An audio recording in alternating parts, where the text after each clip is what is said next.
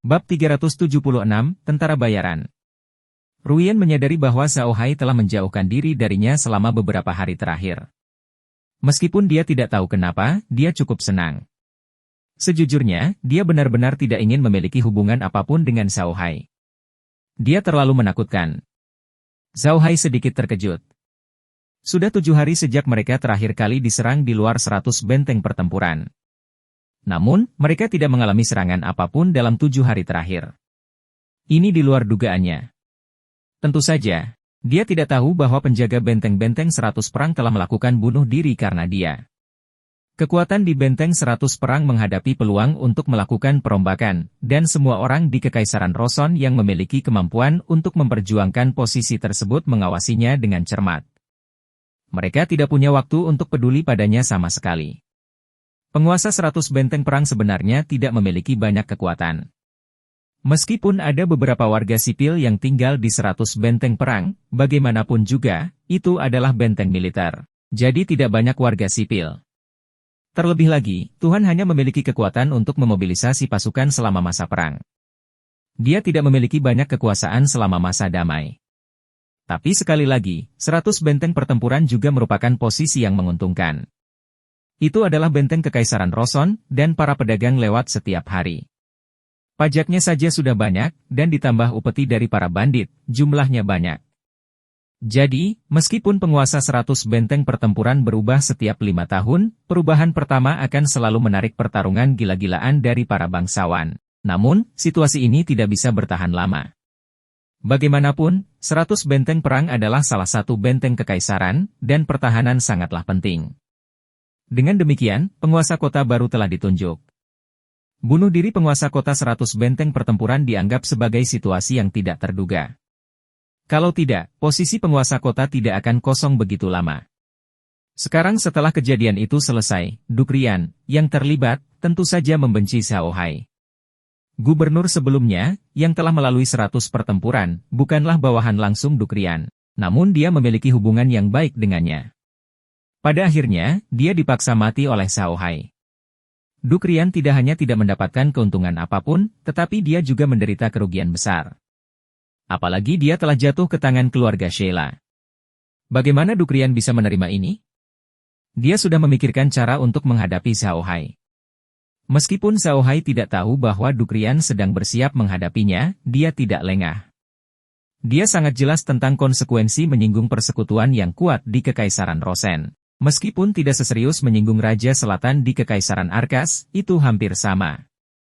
Alasan Zhao Hai bepergian dengan lambat selama beberapa hari terakhir adalah untuk mengetahui lebih banyak tentang Grand Dukrian. Dia mungkin benar-benar mengetahui tentang dia.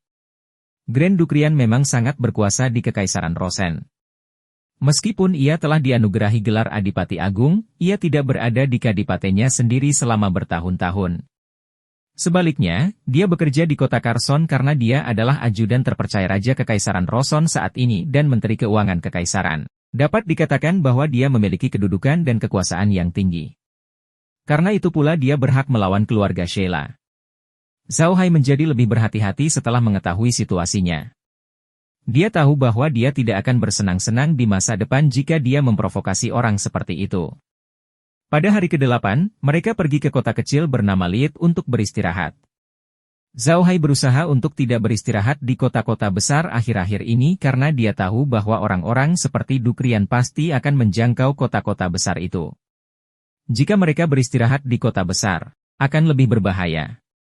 Lebih baik beristirahat di kota kecil. Kalaupun terjadi sesuatu, mereka bisa bergegas keluar dan tidak menimbulkan terlalu banyak suara. Tidak mungkin menemukan hotel Sheila di kota sekecil itu. Oleh karena itu, Zhao Hai dan yang lainnya menemukan sebuah hotel bernama Ciri untuk bermalam. Hotel ini hanya dapat dianggap sebagai hotel berukuran sedang di kota. Itu bukan yang terbesar, tapi pelayanannya bagus. Kelihatannya bersih, jadi Zhao Hai dan yang lainnya memilih tempat ini. Di mata Laura dan yang lainnya, hotel seperti ini tergolong hotel kelas rendah. Meskipun Zhao Hai dan yang lainnya telah memesan kamar terbaik di seluruh hotel, kamar tersebut masih tidak bisa dibandingkan dengan kamar di Hotel Sheila. Paling-paling dianggap bersih, tetapi fasilitas di dalamnya jauh lebih buruk. Namun, ini tidak penting bagi Zhao Hai. Mereka akan beristirahat di kamar pada malam hari, jadi dia tidak peduli dengan kamar itu. Meskipun Rian merasa ruangan itu terlalu buruk, dia tidak berani mengatakan apapun. Setelah menebak identitas Zhao Hai, Rian tidak ingin melakukan hal lucu lagi. Dia takut menyinggung Zhao Hai. Ketika Zhao Hai dan yang lainnya tiba di hotel, hari sudah sangat larut. Setelah menetap di kamar, mereka pergi ke restoran hotel. Restoran hotel ini juga sangat sederhana. Letaknya di lantai pertama hotel, tapi areanya tidak kecil. Itu cukup untuk menampung hampir 100 orang untuk makan. Begitu Zhao Hai dan yang lainnya memasuki restoran yang berisik menjadi sunyi. Banyak tentara bayaran yang menginap di hotel tingkat menengah seperti ini. Mereka tidak hanya menginap di sini, tetapi mereka juga dapat menerima misi di hotel ini, sehingga bisnis hotel ini sangat bagus. Kebanyakan tentara bayaran ini adalah orang-orang kasar. Mereka minum anggur dalam jumlah besar dan makan daging dalam jumlah besar. Di mata mereka, itu adalah hal yang paling menyenangkan. Selain itu, mereka tidak melakukan apapun di malam hari, jadi tentara bayaran akan makan dan minum di restoran hotel sebelum tidur. Kelompok Zhao Hai mengenakan pakaian kerajaan, terutama pakaian Zhao Hai. Pakaiannya mengingatkan orang pada orang kaya dan berkuasa. Benar-benar berbeda dari gaya hotel ini. Tidak ada orang kaya dan berkuasa yang mau tinggal di hotel tempat tentara bayaran terlihat. Oleh karena itu, saat Zhao Hai dan kelompoknya memasuki hotel, tentara bayaran berhenti berbicara dan menatap mereka. Mereka sangat iri pada Laura dan dua lainnya. Zhao Hai melihat tentara bayaran dan mendudukkan mereka. Dia memesan banyak hidangan dan meminta staf hotel untuk menyiapkannya. Saat ini, tentara bayaran mulai minum lagi, dan restoran menjadi ramai. Namun, Zhao Hai merasa tentara bayaran sedang melihat mereka, yang membuatnya merasa tidak nyaman. Pada saat itu, seorang tentara bayaran yang mabuk berdiri dan berjalan terhuyung-huyung menuju meja. Dia mengulurkan tangan untuk menyentuh cadar di wajah Laura dan berkata, "Si cantik kecil, mengapa kamu menutupi wajahmu? Coba kulihat, apa bagusnya mengikuti pria cantik itu? Kenapa kamu tidak mengikutiku?" Bagaimana Laura bisa membiarkan dia menyentuhnya? Dia menggerakkan tubuhnya ke samping. Namun, dia tidak menyangka gerakan tentara bayaran itu tidak lambat.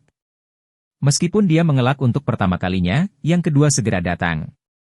Bagaimana mungkin Suanying, yang duduk di samping, membiarkan tentara bayaran itu berhasil? Dia mengeluarkan kapak yang selalu dia bawa dan menebas tangan tentara bayaran itu. Tentara bayaran itu dengan cepat menghindari kapak tersebut, namun terjatuh ke tanah dan berteriak, "Kuat, pembunuhan, pembunuhan, pembunuhan yang mulia." Setelah dia berteriak, semua pelayan di restoran segera berdiri dan mengeluarkan senjata mereka, mengelilingi Zhao Hai dan yang lainnya. Ketika Zhao Hai melihat ini, dia tahu bahwa orang-orang ini bukanlah tentara bayaran biasa. Mereka datang dengan persiapan, dan mereka datang khusus untuknya. Zhao Hai duduk di sana dan melihat tentara bayaran yang mengelilinginya. Dia berkata dengan dingin, "Quote, mereka semua adalah pakar level 6 dan level 7. Kenapa saya tidak tahu ada begitu banyak ahli dalam kelompok tentara bayaran?" Suanying dan Shunyi juga menyadari ada yang tidak beres. Mereka tidak merasakan apapun ketika tentara bayaran duduk di sana. Tetapi sekarang setelah mereka mengepung mereka, mereka juga menyadari ada sesuatu yang tidak beres. Ada hampir 100 tentara bayaran di seluruh restoran, dan mereka semua berada di tingkat 6 dan 7, dan tidak ada seorang pun di bawah tingkat 5. Ini sungguh tidak biasa. Suanying segera berdiri di samping Zhao Hai. Laura dan yang lainnya juga berdiri di sisi Zhao Hai. Tentara bayaran yang jatuh berdiri dan berteriak pada Zhao Hai, "Baik, bahkan jika Anda seorang bangsawan, Anda tidak dapat membunuh orang sesuka Anda." Untungnya, kakek menghindar dengan cepat, jika tidak, lengan ini akan ada di sini. "Nak, kamu harus memberi penjelasan pada kakek." Zhao Hai mengangkat kepalanya dan menatap pria itu.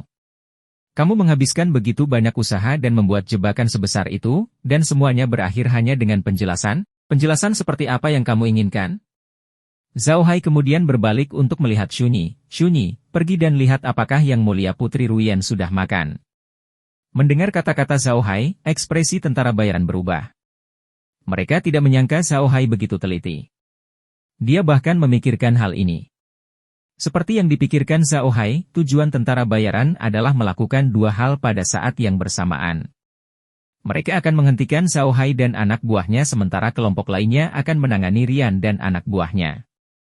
Di mata mereka, selama mereka menjatuhkan Rian dan anak buahnya, Zhao Hai akan dapat melakukan apapun yang dia inginkan. Namun, mereka tidak menyangka Zhao Hai akan bereaksi saat mereka mulai bergerak. Dia segera mengirim Shunyi ke tempat Ruyen.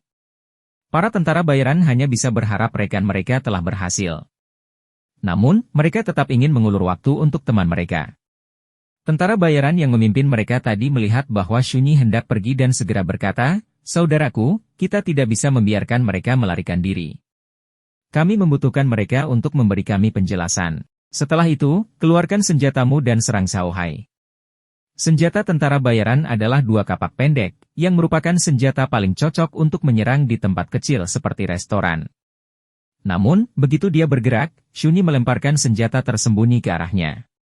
Tubuh Suanying bergerak, dan dia menciptakan lusinan klon, mengelilingi Zhao Hai dan yang lainnya. Bagi mereka berdua, keselamatan Zhao Hai adalah yang paling penting. Keamanan Ruyan? Apakah itu ada hubungannya dengan mereka? Zhao Hai duduk di sana dengan tenang, memandangi tentara bayaran. Dia sedang berkomunikasi dengan Cai dalam pikirannya. Dia ingin membiarkan Cai melihat keadaan Ruyan. Namun, kabar yang diterimanya mengejutkannya. Rian dan yang lainnya sudah berada di tangan tentara bayaran itu. Para pengawalnya telah terbunuh. Hanya Rian, Jili, dan kedua pelayan yang tertinggal. Metode yang digunakan sangat kejam. Melihat ini, ekspresi Zhao Hai tidak bisa menahan diri untuk tidak membeku. Tampaknya kelompok orang ini tidak sederhana. Mereka kejam dan akan melakukan apa saja untuk mencapai tujuan mereka. Orang-orang seperti itu tidak mudah untuk dihadapi. Bab 377, Skema dalam Skema. Namun, Zhao Hai tidak pergi menyelamatkan Rian. Dia tidak ingin memamerkan kekuatan terlalu dini. Rupanya orang-orang ini akan memanfaatkan Rian untuk mengancamnya. Untuk saat ini, Rian akan baik-baik saja. Serangan tentara bayarannya sangat sengit, dan terlihat bahwa mereka sering bekerja sama dan bekerja sama dengan baik. Yang paling penting, dari cara tentara bayaran ini menyerang, mereka tampak seperti tentara bayaran yang asli dan bukan tentara biasa. Tentara biasa dan tentara bayaran adalah dua hal yang berbeda. Tentara biasanya berada di medan perang. Saat terjadi perang langsung, gaya pertarungan mereka sangat istimewa. Mereka menggunakan senjata di tangan mereka untuk membunuh musuh secepat mungkin. Tapi tentara bayarannya berbeda. Tentara bayaran biasanya tidak pergi ke medan perang, dan musuh yang mereka hadapi mungkin tidak semua manusia. Jadi, dia akan menggunakan segala cara untuk menghadapi musuh. Bahkan jika dia tidak bisa membunuh mereka, setidaknya dia akan melukai mereka. Zhao Hai menjadi cemas ketika dia melihat tentara bayaran bertarung. Dia tidak ingin membuang waktu terlalu banyak dengan mereka, jadi dia dan Meg segera mulai menggunakan sihir untuk menyerang. Kali ini, Zhao Hai menggunakan sihir angin. Sihir angin lebih cepat dan kuat di ruang kecil ini. Meg juga seorang penyihir angin, jadi dia secara alami menggunakan sihir angin untuk menyerang. Karena dia tidak bisa pergi ke tempat Ruyen, dia harus bertarung dengannya. Zhao Hai akhirnya menyadari betapa kuatnya Shunyi. Seperti yang dikatakan Suanying, Shunyi benar-benar sesuai dengan nama iblis berlengan 8. Dia membuang senjata tersembunyi satu demi satu.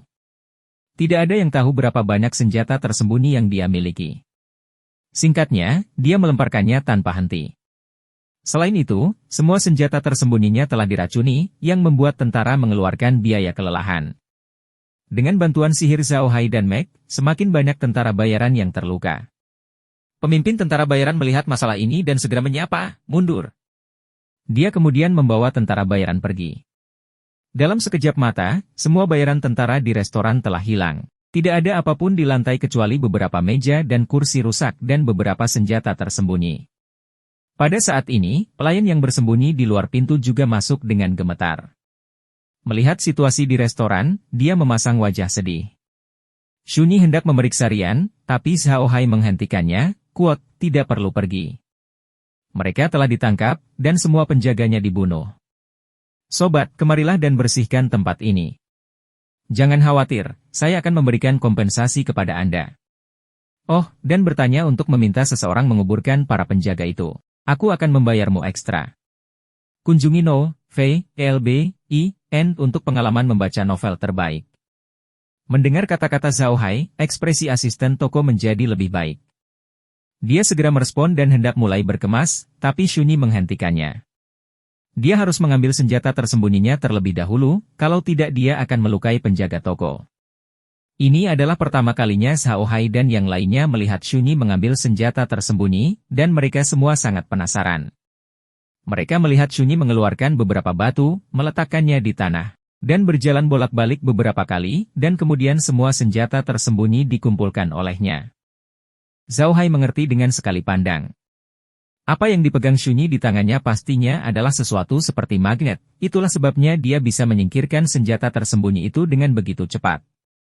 Zhao Hai juga memperhatikan bahwa Shunyi mengenakan sarung tangan kulit. Sarung tangan kulit itu menempel erat di kulitnya dan terlihat sangat fleksibel. Kali ini, dia akhirnya berada di tempat terbuka. Pantas saja senjata tersembunyi Shunyi beracun, tapi dia tidak takut terluka. Itu karena sepasang sarung tangan ini. Namun, Zhao Hai tidak banyak bertanya. Melihat Shunyi sudah berkemas, mereka bangkit dan kembali ke kamar masing-masing. Pada saat yang sama, dia menyuruh pelayan untuk membawakan makanan yang mereka pesan ke kamar dan memberinya koin perak sebagai tip, yang membuat pelayan itu sangat senang. Zhao Hai pertama-tama pergi memeriksa para penjaga yang terbunuh. Luka di tubuh mereka sangat sederhana. Sepertinya mereka tidak melawan dan semuanya dibunuh dengan pisau. Mereka semua sedang makan ketika dibunuh. Suaning dan Shunyi juga melihat pemandangan itu. Setelah beberapa saat, Shunyi berkata, "Tuan muda, mereka sepertinya telah diracuni sebelum dibunuh." Suaning mengangguk. "Saya membunuh mereka dengan belati biasa. Tidak ada yang istimewa." Zhao Hai mengangguk dan menoleh ke Shunyi, "Periksa apakah ada racun dalam makanan mereka." Shunyi menjawab. Dia melihat makanan yang belum diambil dan menggelengkan kepalanya setelah beberapa saat. "Tuan muda, tidak ada racun dalam makanannya. Itu harusnya dari tempat lain. Racun yang mereka gunakan bukanlah racun tingkat tinggi. Itu hanya racun yang bisa membuat orang pingsan dalam waktu singkat. Mungkin karena mereka tidak sadarkan diri dalam waktu yang singkat sehingga tentara bayaran membunuh mereka." Zhao Hai menganggukkan kepalanya dan bertanya tentang situasi Cair. Namun, Cair mengatakan bahwa tentara bayaran telah meninggalkan jangkauan pengawasannya, yang di luar dugaan Zhao Hai. Beberapa dari mereka kembali ke kamar masing-masing. Lola berkata dengan wajah berat, "Kuot, Saudara Hai, apakah menurut Anda Dukrian berada di balik ini?" Zhao Hai mengangguk, "Itu pasti itu. Kami tidak punya dendam dengan siapapun di Kekaisaran Roson. Itu pasti Dukrian. Tapi saya benar-benar tidak menyangka dia punya metode seperti itu." "Itu tidak aneh, Tuan Muda," kata Suaning dengan suara yang dalam. Masing-masing archduke memiliki sejumlah tentara bayaran di bawah kendali mereka. Meskipun kelompok tentara bayaran ini biasanya melakukan misi seperti bayaran tentara biasa, mereka akan segera ditugaskan atas perintah orang-orang tersebut. Orang-orang ini mungkin adalah tentara bayaran di bawah Dukrian. Bab 378, Skema dalam Skema Bagian 2. Zhao Hai mengangguk. Saat ini, Meg berkata dengan cemas, "Kuot, Tuan Muda, haruskah kita pergi mencari Putri Ruyen? Bagaimana jika sesuatu terjadi padanya sekarang karena dia berada di tangan orang-orang itu?" Zhao Hai mengangguk dan melepaskan elang. Dia menyerahkan tongkat roh jahat itu kepada Igel dan bertanya untuk mencari Rian. Kota kecil tempat mereka berada tidaklah besar. Paling banyak bisa menampung 50.000 orang. Setelah berputar-putar, Igel menyadari bahwa tentara bayaran telah meninggalkan kota. Elang kemudian terbang keluar kota. Zhao Hai memerintahkan elang untuk terbang lurus ke arah kota Carson. Dia yakin tentara bayaran pasti akan membawa Rian dan yang lainnya ke kota Carson. Selain itu, ada beberapa di antara mereka yang terluka sehingga tidak bisa pergi jauh. Seperti yang diharapkan Zhao Hai, bayaran tentara sepertinya sudah siap. Mereka telah menyiapkan 10 gerobak besar dan kini menuju kota Carson. Zhao Hai segera memimpin Laura dan yang lainnya ke dunia nyata. Dia kemudian mengambil tongkat roh jahat itu dan mengirimkannya ke hotel. Setelah itu, mereka muncul di depan tentara bayaran dan menunggu mereka. Para tentara bayaran tahu bahwa kali ini, musuh terlalu kuat untuk menghadap. Mereka ingin bergerak maju dengan cepat dan mencari lebih banyak pembantu untuk menangani Zhao Hai dan yang lainnya. Sumber konten ini Nov, LBIN. Saat mereka menerapkan, jalan di depan mereka tiba-tiba diblokir. Yang menghalangi mereka adalah dua raksasa batu. Ketika dua pria bertubuh besar ini, yang tingginya lebih dari 7 meter, berdiri di jalan, mereka benar-benar membuat orang merasa tertekan. Ketika tentara bayaran melihat dua raksasa batu itu, mereka tahu bahwa Zhao Hai dan yang lainnya telah tiba. Informasi yang mereka terima mengatakan bahwa Zhao Hai adalah penyihir Tri Elemen, jadi mereka segera berhenti dan beberapa tentara membayar Rian dan yang lainnya. Pemimpin tentara bayaran yang ingin menyentuh wajah Lola memandang Zhao Hai, yang berdiri tidak jauh di belakang raksasa batu itu, dan berkata, "Weiers, sebaiknya kamu menyerah dengan patuh. Jika tidak, jangan salahkan saya karena tidak sopan. Ini pasti putri Kadipaten Versailles. Anda juga dari Kadipaten Versailles kan? Jika sesuatu terjadi pada sang putri, kamu tidak akan bisa mengatasinya, kan?" Zhao Hai memandang bayaran tentara itu dan tersenyum, "Sepertinya Anda sudah menyelidiki saya. Lalu pernahkah Anda mengetahui bahwa saya tidak memiliki kerabat di Kadipaten Versailles? Saya datang ke Kekaisaran Roson untuk menetap di sini, dan saya tidak bermaksud kembali ke Kadipaten Versailles. Bahkan jika kamu membunuh putri ini, tidak akan terjadi apa-apa padaku. Kadipaten Versailles hanyalah sebuah kadipaten kecil, dan tidak mungkin memperluas jangkauan Kekaisaran Roson. Anda menggunakan putri ini untuk mengancam saya. Hahaha, ini terlalu lucu." Pemimpin itu tercengang dan ekspresinya berubah. Dia tidak menyangka Zhao Hai begitu kejam. Dia sama sekali tidak peduli dengan kehidupan Rian. Pemimpinnya tidak tahu apakah Zhao Hai mengatakan yang sebenarnya atau tidak. Dia langsung berkata, "Jangan berbohong padaku. Menyerah dengan patuh. Kalau tidak, aku akan membunuh mereka sekarang juga." Zhao Hai berkata dengan tenang, "Silakan bunuh dia, aku tidak akan menghentikanmu. Saya kesal dengan putri ini selama beberapa hari terakhir. Jika kamu membunuhnya, aku akan bisa santai. Namun, saya sudah berjanji pada Grand Duke Versailles bahwa saya akan mengirimnya ke kota Carson. Jika kamu membunuhnya, kamu akan mengingkari janjiku pada Grand Duke Versailles. Aku tidak akan memaafkan mereka yang mengingkari janjiku, jadi kalian semua harus mati.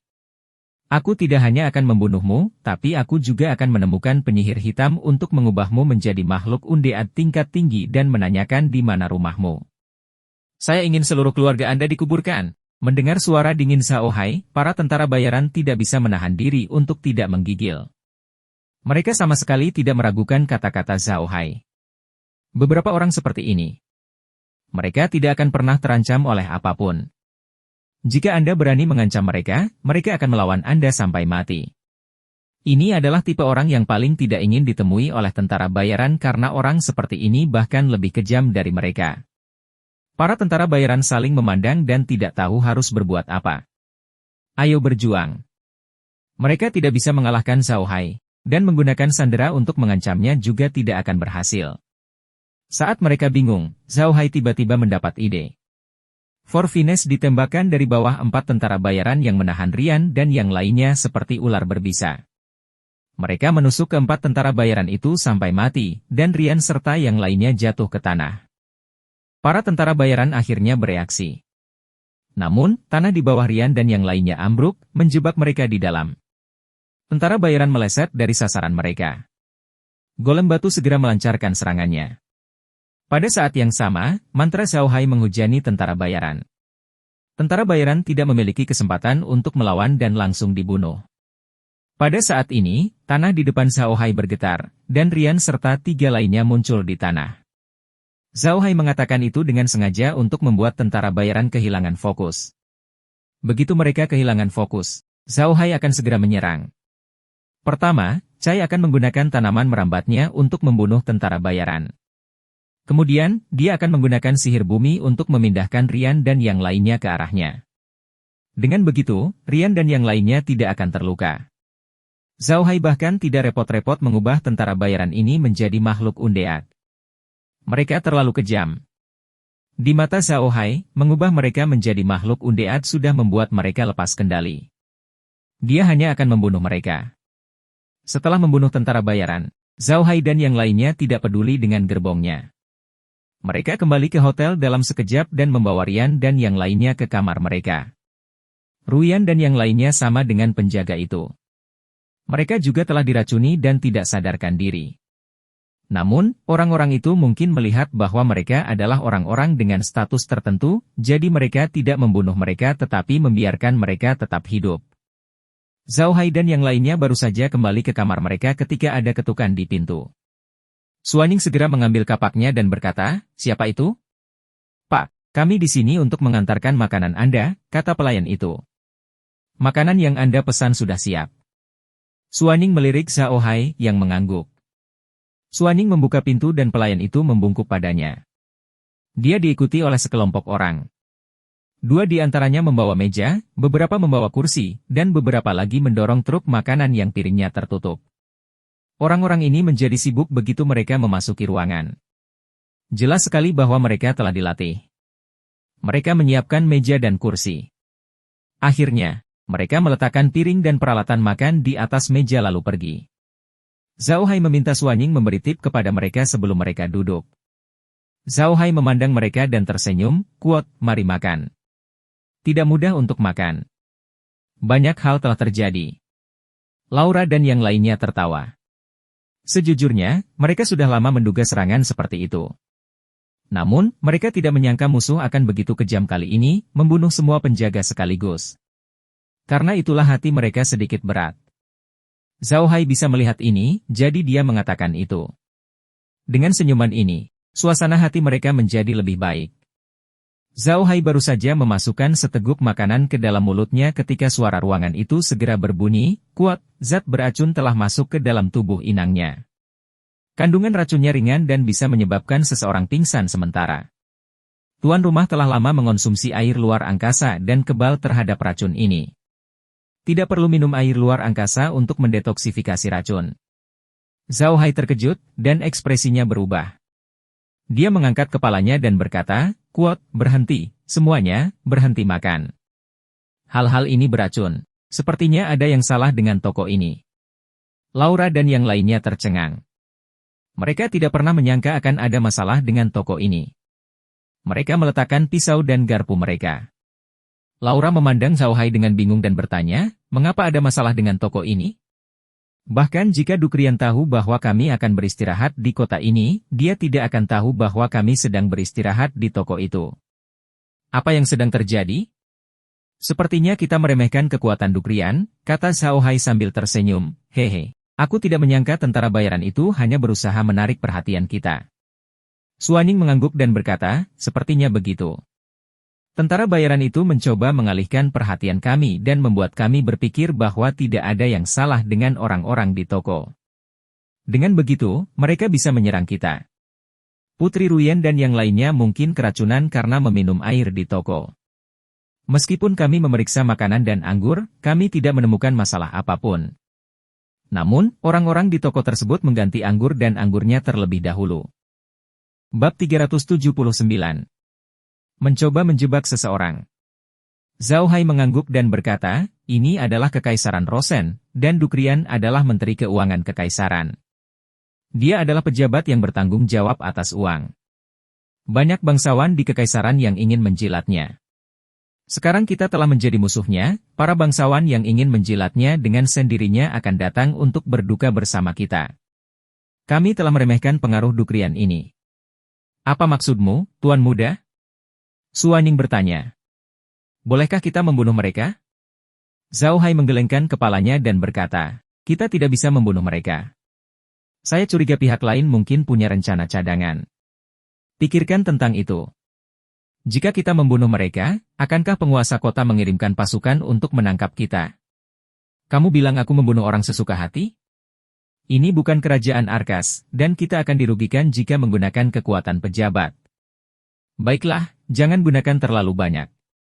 Buang semua sayuran ini, lalu kita akan pergi ke luar angkasa. Saya ingin melihat apakah mereka dapat menemukan kami setelah mereka memasuki rumah, dan apa yang dapat mereka lakukan terhadap kami." Suaning dan yang lainnya tahu bahwa mereka tidak memiliki identitas resmi di kerajaan Rosen, jadi mereka terikat untuk melakukan sesuatu. Kerajaan Rosen berbeda dari Arkas.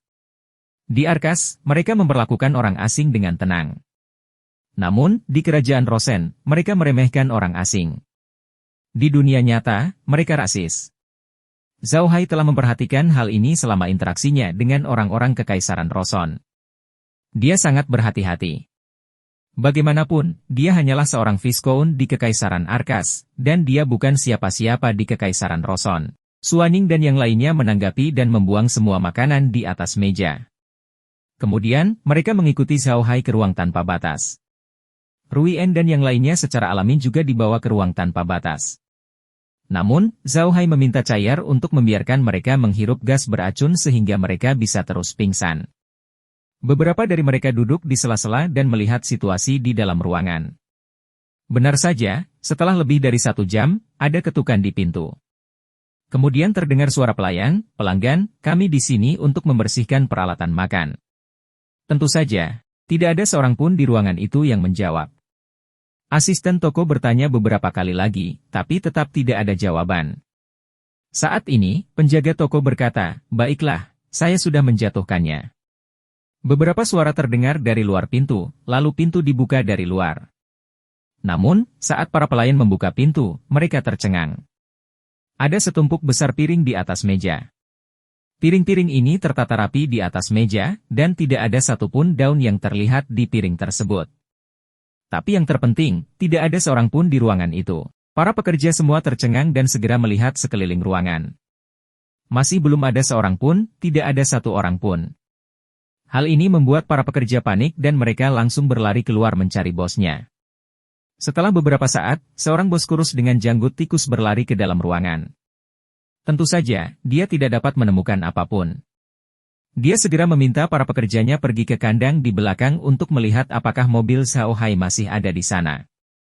Mobil Zhao Hai masih ada di sana, tapi anak buahnya telah menghilang. Setelah para pelayan membawa makanan ke kamar, mereka mengawasi dari luar kamar. Mereka tidak melihat siapapun keluar, tetapi orang-orang di ruangan itu telah menghilang. Untuk operasi ini, mereka bahkan secara khusus meminta bantuan seorang penyihir di kota, tetapi penyihir tersebut tidak melihat adanya fluktuasi sihir di dalam ruangan.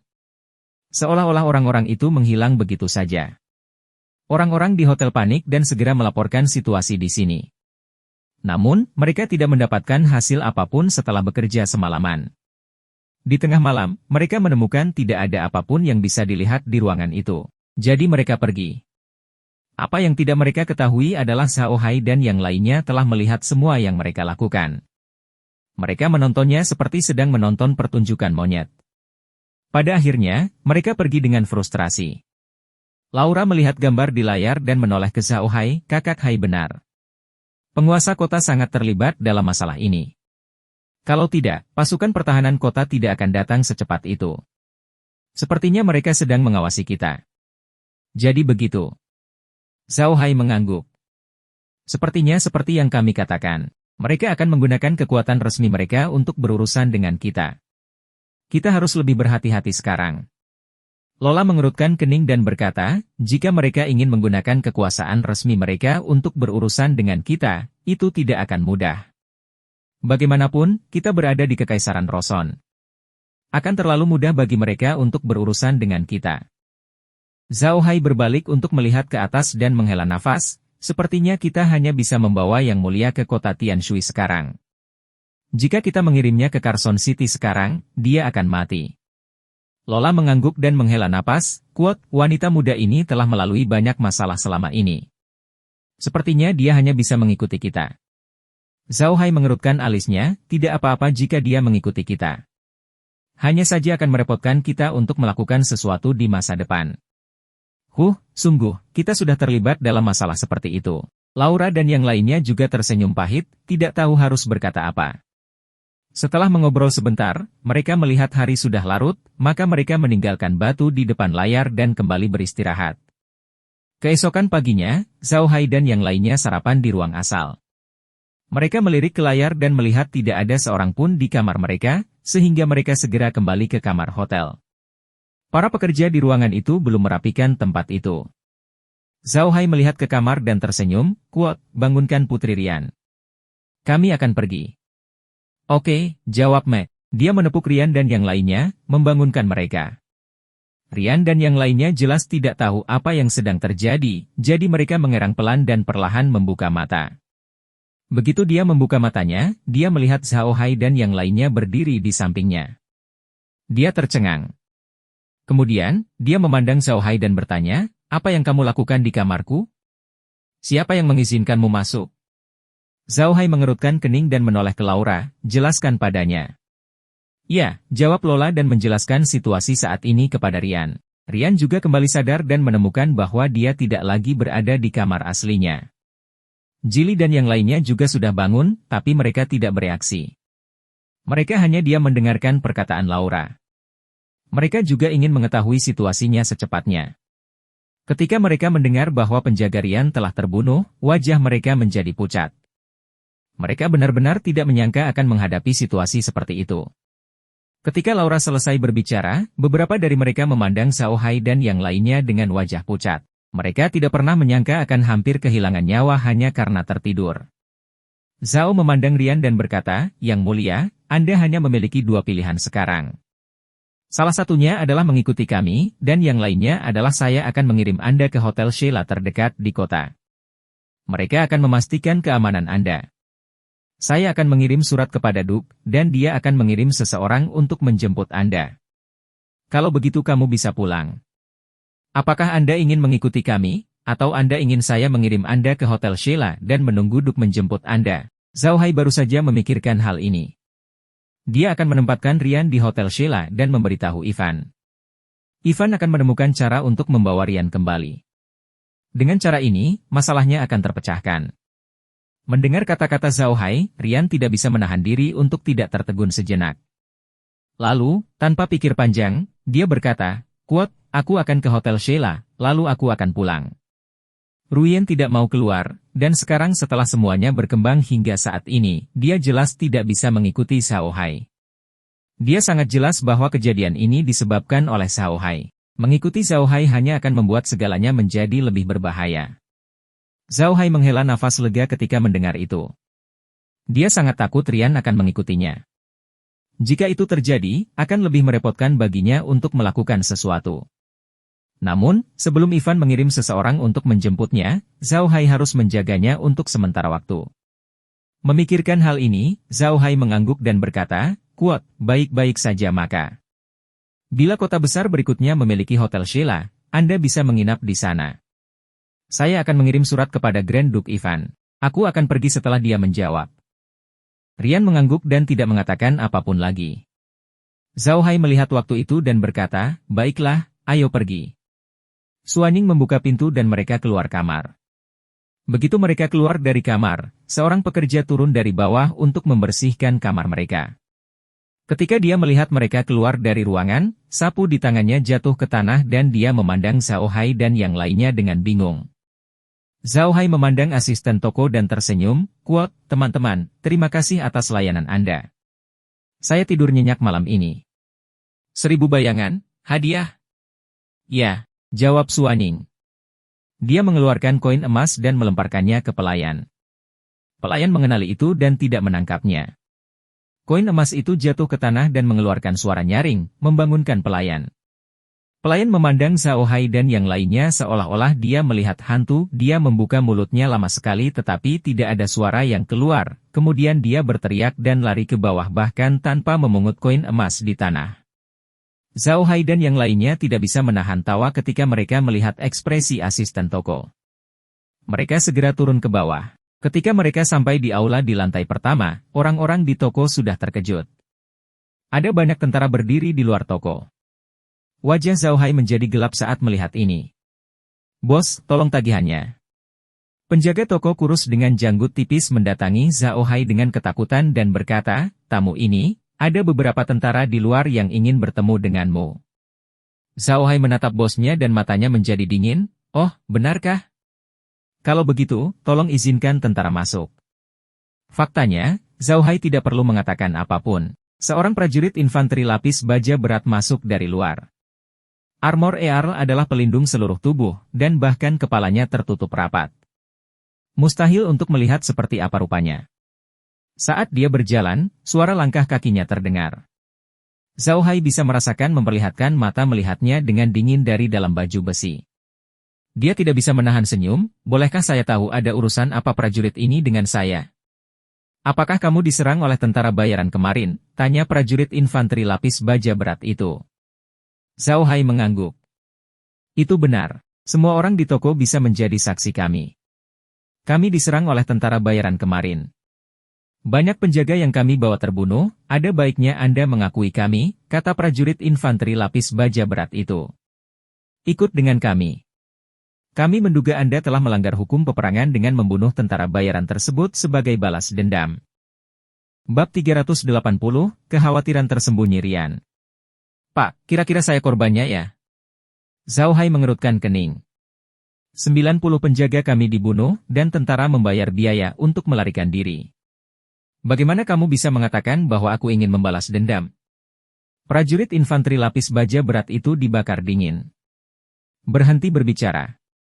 Seseorang mengetahui bahwa tentara bayaran itu sudah mati. Saya curiga Anda membunuh mereka. Ikutlah dengan kami. Zhao Hai memandangi prajurit itu dan berkata dengan dingin, jangan terlalu bersyukur karena memanggilmu prajurit ulung. Saya pikir saya seorang bangsawan, dan seorang bangsawan yang diakui oleh seluruh benua. Hak apa yang Anda miliki untuk meminta saya menganiaya Anda? Biar ku beritahu, cepat keluar dari sini. Kalau tidak, membunuhmu akan sia-sia. Aura prajurit itu menjadi dingin. Dia menatap Zhao Hai dengan dingin dan berkata, kuat, jadi kamu tidak mau bekerja sama, maka jangan salahkan aku jika tidak kuat. Sebelum dia bisa menyelesaikannya, Zhao Hai melemparkan bola api ke arahnya. Kamu sudah mengatakan banyak hal yang tidak masuk akal.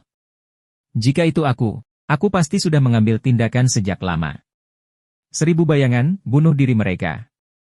Suaning merespons dan menciptakan doppelganger, yang mendorong infanteri lapis baja berat di luar toko. Para prajurit infanteri berat tidak menyangka Zhao Hai akan bergerak begitu saja. Mereka belum siap. Pasukan infanteri berat tidak cocok untuk menangkap orang-orang di kota. Armor mereka terlalu tebal, sehingga sulit bergerak. Jika orang yang mereka coba tangkap melarikan diri, mereka tidak akan bisa mengejarnya. Jika infanteri lapis baja berat digunakan dalam perang, dapat dikatakan bahwa itu adalah tembok kota bergerak. Mereka maju secara paralel, dan bahkan jika mereka menghadapi sumpah berat, mereka akan memiliki kekuatan untuk bertarung. Tapi kecepatan gerakan mereka yang biasa bukanlah sesuatu yang patut dipuji. Infanteri berat yang sedang berbicara dengan Zhao Hai dibunuh oleh bola api. Suaning langsung menciptakan 1000 doppelganger, dan doppelganger ini muncul di samping infanteri berat. Infanteri berat ingin bergerak, tetapi tidak bisa. Armor mereka terlalu tebal, sehingga menyulitkan mereka untuk mundur. Infanteri berat dengan mudah dibunuh oleh Suaning. Mungkin wali kota tahu bahwa akan ada perang di sini, jadi dia memberlakukan darurat militer di jalan-jalan terdekat, jadi tidak ada yang melihat pertempuran itu. Zhao Hai telah meminta Suaning untuk menangani infanteri berat, dan juga meminta Shunyi untuk menangani asisten toko. Kemarin, untuk menangani Zhao Hai, tidak ada seorang pun di toko. Mereka yang tinggal di toko semuanya adalah tentara bayaran yang menyamar. Setelah operasi gagal, tentara bayaran telah pergi. Sekarang tidak ada orang yang tidak bertanggung jawab di toko. Bahkan keluarga pemilik toko pun telah diusir. Shunyi segera menangani pemilik toko dan yang lainnya, tetapi pasukan infanteri berat sudah diurus oleh Suaning. Melihat sudah waktunya, Zhao Hai segera melambaikan tangannya dan mengubah semua orang mati menjadi makhluk undead. Kemudian, dia memerintahkan Shunyi dan yang lainnya untuk menyiapkan gerbong dan segera meninggalkan kota. Rian telah melihat keseluruhan prosesnya. Dia sangat ketakutan. Ada hampir 1000 prajurit infanteri berat saja. Termasuk orang-orang di toko itu, ada lebih dari 1000 orang. Zhao Hai telah membunuh mereka begitu saja. Ini sangat mengejutkannya. Kota kecil ini sangat kecil. Zhao Hai dan yang lainnya mencapai pinggiran kota dengan sangat cepat. Kali ini, semua mobil mengikuti Zhao Hai keluar. Kereta yang dibawa oleh Ruyen hanya bisa mengikuti di belakang Zhao Hai satu persatu. Ruyen masih berada di dalam mobilnya sendiri, sedangkan Jili sedang mengemudi. Zhao Hai mengabaikannya dan menoleh ke Suaning, kuat, 1000 bayangan, karena Rian tidak akan pergi ke Carson City lagi. Kita juga tidak perlu pergi. Kami akan mengubah rute dan langsung menuju kota Tianshui.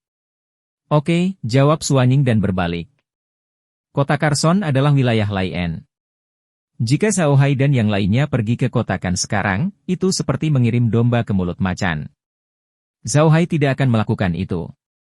Awalnya, dia mengira Rian tidak akan melakukan apapun padanya karena statusnya. Tidak peduli apapun, Rian tetaplah seorang putri sebuah kadipaten. Namun, dia tidak menyangka Rian akan mengabaikan hal lain dan langsung menyerangnya. Dalam keadaan seperti itu, jika Zhao Hai masih mengizinkan Rian pergi ke kota Carson, dia akan mengirim Rian ke kematiannya. Zhao Hai tahu bahwa selama mereka berada di dalam perbatasan Kekaisaran Roson, mustahil menyembunyikan jejak mereka. Karenanya, dia tidak menyembunyikan jejaknya. Namun, dia tidak memasuki kota untuk beristirahat. Sebaliknya, dia tinggal di luar kota untuk beristirahat. Dalam beberapa hari berikutnya, Zhao Hai dan kelompoknya menghabiskan waktu mereka beristirahat di alam liar. Faktanya, banyak orang di daratan yang beristirahat di luar pada malam hari seperti mereka. Oleh karena itu, bagi orang awam, Zhao Hai dan kelompoknya bukanlah sesuatu yang istimewa. Namun, hanya Zhao Hai dan yang lainnya yang tahu apa yang istimewa darinya. Saat ini, orang menyerang mereka hampir setiap malam. Terkadang tentara bayaran, terkadang penjaga dari kota terdekat. Tidak ada waktu untuk perdamaian. Zhao Hai sudah terbiasa dengan ini. Pada siang hari, mereka hampir selalu tidur di dalam mobil. Di malam hari, mereka akan berkelahi dengan orang-orang itu. Mereka berkelahi sambil berjalan, menakuti Ruyen. Zhao Hai menghabiskan 7 hari membunuh orang di sepanjang jalan, tetapi dia masih tidak dapat menemukan satu kota pun yang memiliki Hotel Sheila. Selain itu, Zhao Hai telah membunuh hampir 5.000 orang dalam 7 hari ini. Melihat Zhao Hai mengubah banyak orang menjadi makhluk undead, Rian merasakan rambutnya berdiri tegak. Pada saat yang sama, nama Zhao Hai sebagai iblis semakin kokoh di hatinya. Zhao Hai juga tidak sabar. Dia tidak memasuki kota karena dia tidak ingin memberi Leon alasan untuk menggunakan pasukan resmi untuk menghadapinya. Dia tidak ingin berkonflik langsung dengan kekuatan resmi kerajaan Roson. Jika itu terjadi, dia tidak akan berada dalam posisi yang baik. Meskipun Zhao Hai diserang oleh Duke Rian, dan banyak castelan terlibat, Kekaisaran Roson belum mengeluarkan surat perintah penangkapannya. Ini sangat penting bagi Zhao Hai. Selama dia tidak mendapatkan perintah yang diinginkan ini, dia tidak akan hanya menjadi musuh seluruh Kekaisaran Roson. Tidak peduli seberapa kuat dan berpengaruhnya Duke Rian, dia tetap memiliki musuh. Alasan mengapa dia begitu tergila-gila berurusan dengan Zhao Hai adalah untuk membangun otoritasnya dan membuat orang-orang mengerti bahwa mereka yang memprovokasi dia tidak akan mendapatkan akhir yang baik. Namun, dia tidak pernah membayangkan bahwa Zhao Hai akan menjadi orang yang sulit ditembus. Dia telah mengirim begitu banyak orang dan begitu banyak pemain istana untuk membantunya, tetapi pada akhirnya, dia masih tidak bisa menyingkirkan Zhao Hai. Sekarang, Zhao Hai seperti duri dalam dagingnya. Selama dia masih hidup, dia akan merasa duri ini tertancap di dagingnya. Orang-orang di sekitarnya memandangnya dengan tatapan mengejek, menyalahkan dia karena tidak mampu merawat satu orang pun.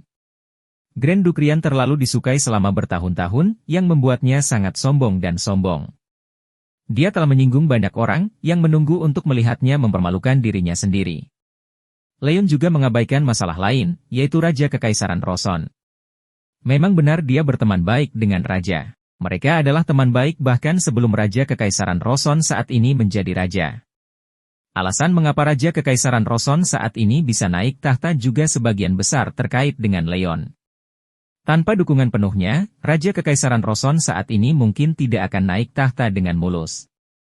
Karena itulah ketika Raja naik tahta, ia sangat menyayangi Rian bahkan mengangkatnya ke posisi gendut Menteri Keuangan.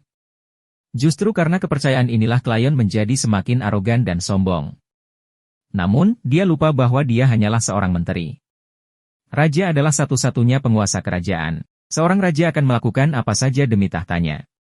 Sekalipun Rian adalah sahabat dan asistennya, dia tidak akan sopan saat Rian mengancam tahtanya. Kali ini, ketika Duke Rian berurusan dengan Zhao Hai, dia hanya merilis satu berita saja, dan begitu banyak castelan yang datang membantunya. Jelas sekali seberapa besar pengaruh yang dimilikinya. Namun, semakin besar pengaruhnya, semakin merugikan pemerintahan raja. Namun, Duke Rian tidak menyadari hal ini. Dia masih fokus menangani Zhao Hai. Namun, musuh Duke Rian tidak akan membiarkan hal ini berlalu begitu saja. Dari waktu ke waktu, beberapa dari mereka akan melaporkan kepada raja tentang apa yang telah dilakukan Adipati selama setahun terakhir. Pada saat yang sama, mereka juga akan melaporkan kepada raja tentang apa yang telah dilakukan Rian selama periode ini. Meski hal-hal tersebut akhirnya ditahan oleh raja dan Rian tidak ditegur sama sekali, namun orang-orang tersebut mengetahui bahwa raja sudah mulai memperhatikan Rian. Tentu saja, Zhao Hai tidak mengetahui hal ini. Dia masih kesal dengan serangan harian dari Rian. Akhir-akhir ini, serangan Rian menjadi semakin ganas dan dia mempunyai lebih banyak trik lagi. Hal ini membuat sangat sulit bagi Zhao Hai untuk menghadapinya. Dia tidak mungkin melepaskan ratusan ribu makhluk undead untuk memulai perang dengan Kekaisaran Roson, bukan? Jika dia melakukannya, seluruh Kekaisaran Roson akan mengejarnya. Malam itu, Zhao Hai dan yang lainnya sedang beristirahat di hutan belantara, siap menghadapi segala serangan dari Duke Rian. Zhao Hai dan yang lainnya duduk di luar tenda, makan daging kambing dan minum sup daging kambing. Itu adalah makanan terbaik di musim dingin, hangat dan anti kelaparan. Shunyi, pergi dan undang Putri Ruyan kemari. Katakan padanya bahwa ada sesuatu yang ingin kukatakan padanya. Zhao Hai menoleh ke Shunyi dan berkata, "Ya Pak." Jawab Shunyi dan berjalan menuju tenda Rian. Saat ini, Ruyan berperilaku terlalu baik. Setiap malam, saat mereka sedang istirahat, dia akan memimpin kedua pelayannya dan Jili ke dalam tenda dan bersembunyi di sana. Dia hanya akan keluar saat fajar, jadi Zhao Hai bahkan tidak bisa melihat wajahnya. Namun, Zhao Hai tidak keberatan. Performa Rian lebih baik, dan dia tidak perlu mengkhawatirkannya. Dia benar-benar tidak suka berurusan dengan Rian. Tidak lama kemudian, Ruyan dan tiga lainnya mengikuti di belakang Shunyi dan berjalan di depan Zhao Hai.